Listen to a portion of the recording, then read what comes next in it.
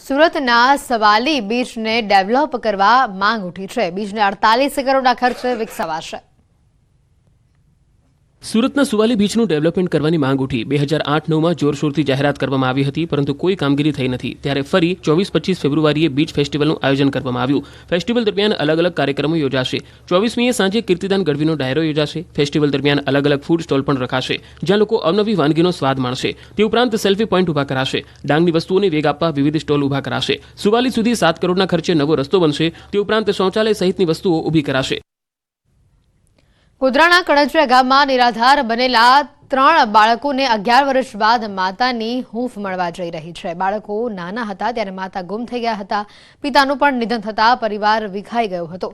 11 વર્ષ પહેલા ગુમ થયેલા ગીતાબેનની વર્ષો સુધી શોધખોળ બાદ પણ કોઈ ભાળ ન મળતા પરિવારે સ્વજનોએ મૃત માની તેઓને લીધા હતા અને જે જીવિત હોવાના સમાચાર મળતા જ પરિવારમાં હર્ષોલ્લાસની લાગણી છવાઈ છે। જાણે અચાનક ચમત્કાર થયો હોય એવું બાળકો અનુભવી રહ્યા છે।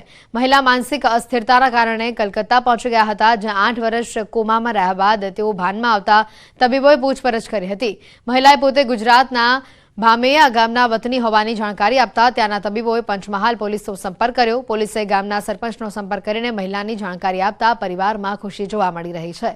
જોકે આ ખુશી સાથે એક દુવિધા પણ છે કે હજારો કિલોમીટર દૂર પશ્ચિમ બંગાળમાં પહોંચી ગયેલા માતાને ઘરે પરત કેવી રીતે લાવવા। 11 વર્ષ પહેલા મારા મમ્મી નીકળી ગયા હતા। મેં અત્યારે રહીએ છીએ અમારા ખેડા પપ્પાના ઘરે। અમારે સરકાર પાસે એટલી માંગ છે અમારી મમ્મી અમને લાવી આપે। એટલે ફોન આવેલો, એટલે વાત કરી, જીવતા છીએ। અહીં પોલીસ સ્ટેશનમાંથી ફોન આવ્યો, સરપંચ જોડે વાત કરાવી તો અમે અહીંયા આવ્યા તો અમારી બેન અમને ડૉક્ટર સાહેબે ફોન કરાવ્યો, અમને ઓળખી શકી કે અમારી બેન અમને હસી બોલી શકી। અમને બહુ આનંદ થયો કે અમારી બેન અહીંયા લાવી આપે। અમને એવું માન્ય છે સરકાર જોડે કે ગમે તે પૈસા નહીં અમારી જોડે કે બાળકો જે સંતાન જોડે।